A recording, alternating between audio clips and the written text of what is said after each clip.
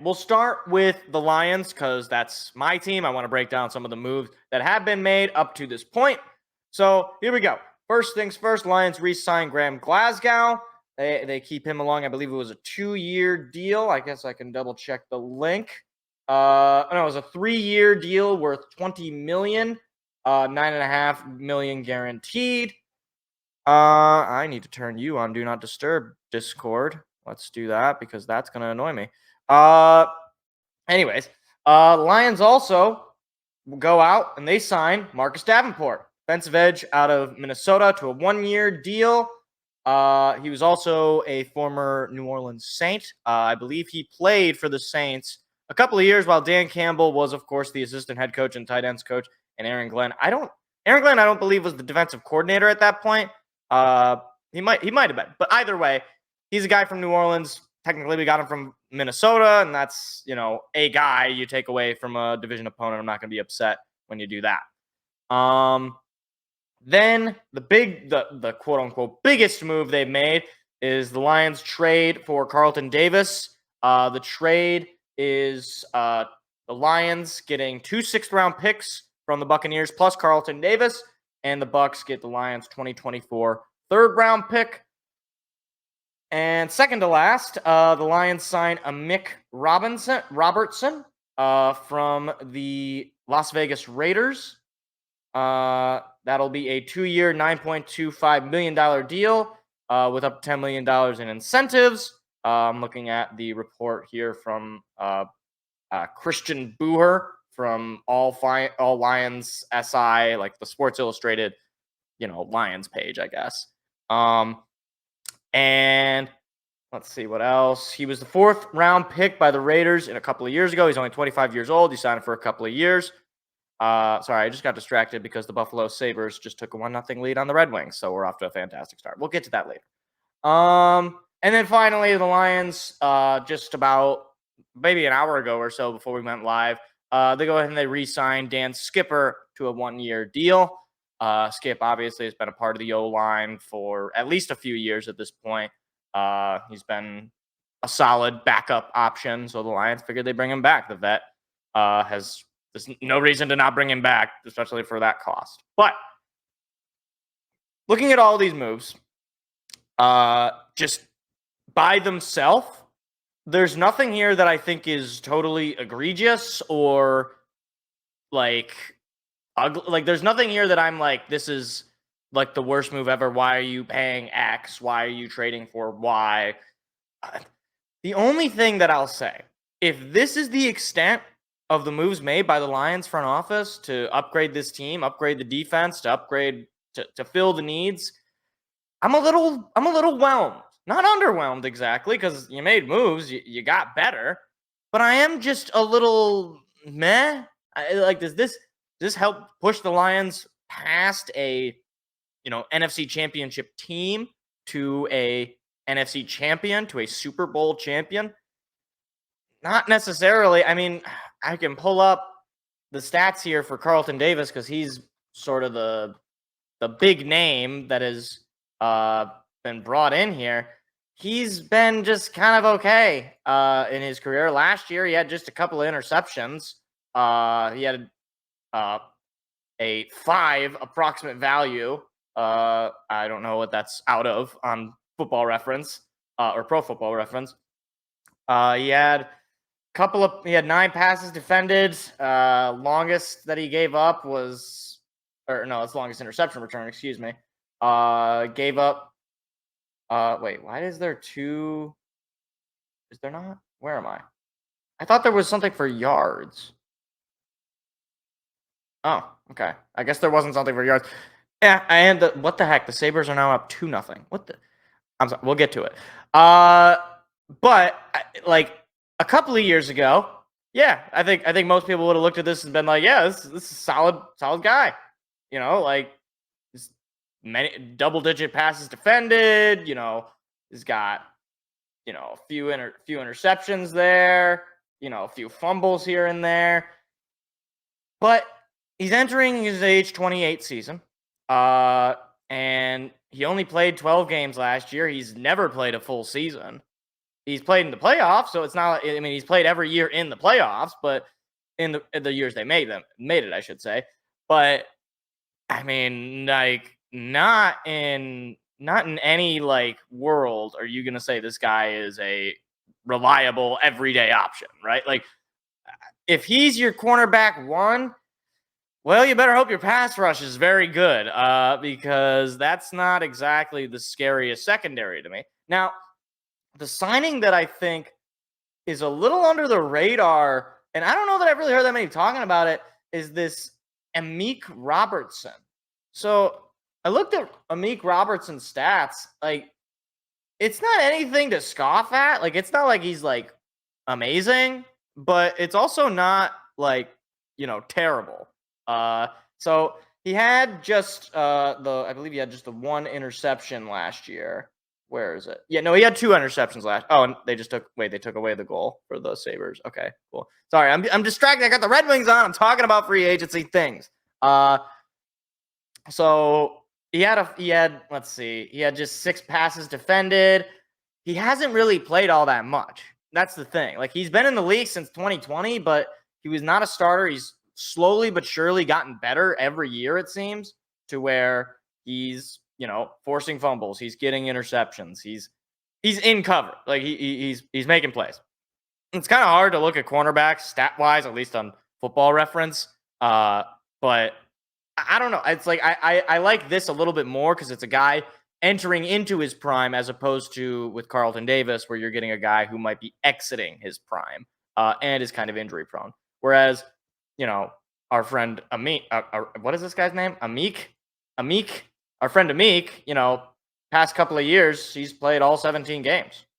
So that's a reliable option. And it is a depth piece. It's not a blow you away piece. And I think that's why this offseason, or at least the start of it for the Lions, is a little underwhelming for me.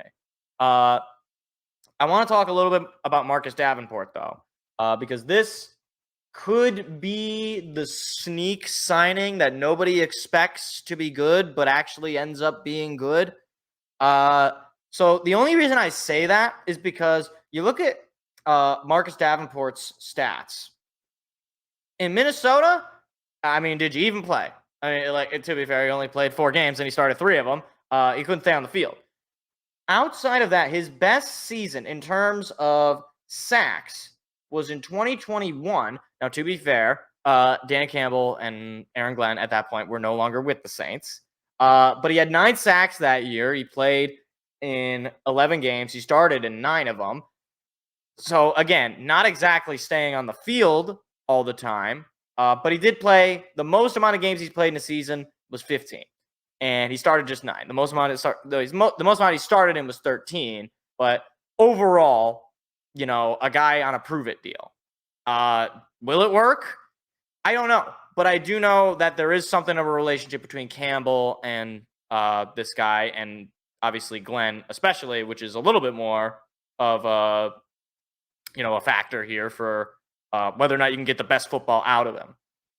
And I do like that they took him out from a division opponent. Like, 'cause even if he's kind of was not all that good for Minnesota, anytime you steal a player from a division opponent, I'm not going to be upset with you.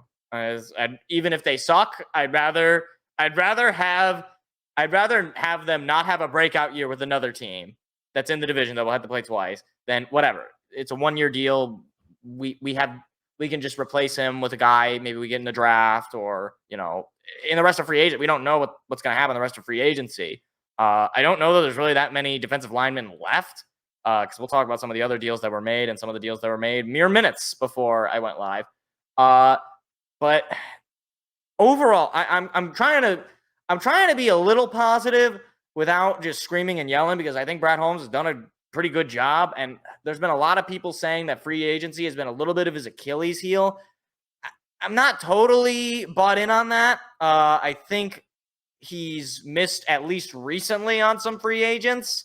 And by missed, I mean like Emmanuel Mosley's leg came off, and CJ Gardner-Johnson's also his chest was removed surgically or whatever. I don't know. It's some pec. Yeah, it's like his 2 big name signs, Mosley and Gardner-Johnson, both get hurt. And, when Gardner-Johnson was playing, the last taste we had of Gardner Johnson was a stupid penalty and just waving to the crowd when the game was not over.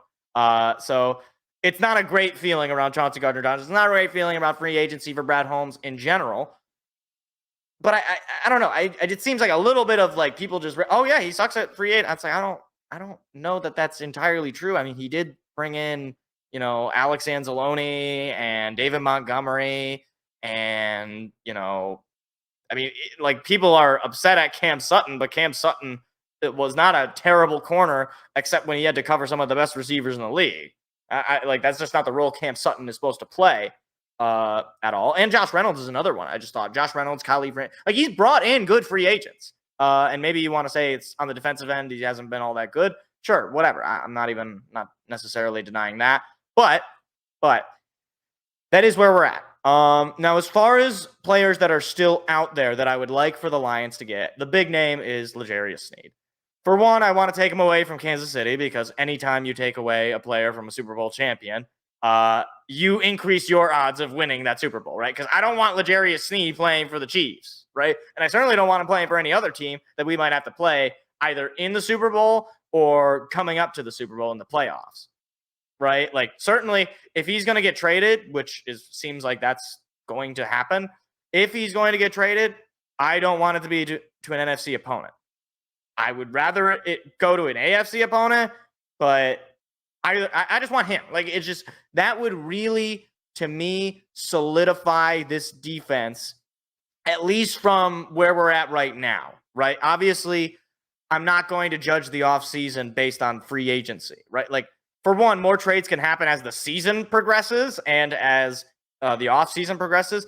And further, we still have this whole thing called the NFL draft, right? Where we can acknowledge some other things within the organizational need. Like I understand people getting upset and they're yelling and they want big name players. And obviously, you saw Christian Wilkins and Danielle Hunter, some of the bigger names in the defensive line market, get bought off just a couple of days ago. Yesterday in the case of Wilkins, today in the case of Danielle Hunter.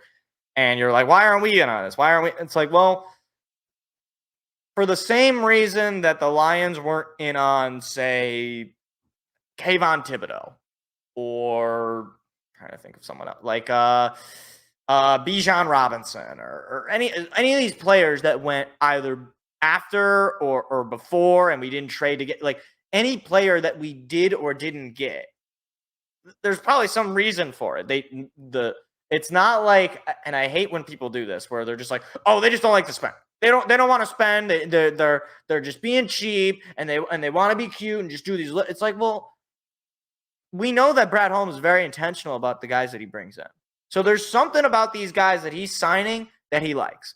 Will it work out? I don't know. But from when it started in 21 to where we're at now, I think for the most part, most of the things that he has done has worked out, free agency included. So am I losing my mind? No. Would I jump up and down and celebrate, all through the night if L'Jarius Sneed is traded to the Lions and we sign him to a long-term deal? Yes, I would be very happy for that. I don't know if it's going to happen, and I'm assuming, and maybe I'm wrong, that there could be at least one more move after. But if this is the extent of the offseason, a little disappointing. But hey, I mean, Brad Holmes probably knows more than I do. So I'll trust that the needs that he believes we need to acknowledge are acknowledged. And if it doesn't work out, obviously it's a scar against his resume. But we're just not at that point yet. We need to see how the rest of the offseason goes. But as it stands, like I said, could be better. Hey there, what you just watched was actually a clip from a larger show that we do every Tuesday night. What are you doing Tuesday night? Go ahead and hit the subscribe button and the like button so that you don't miss out on any more of our weekly shows every single Tuesday at 7 p.m. Eastern Standard Time. Hope to see you there.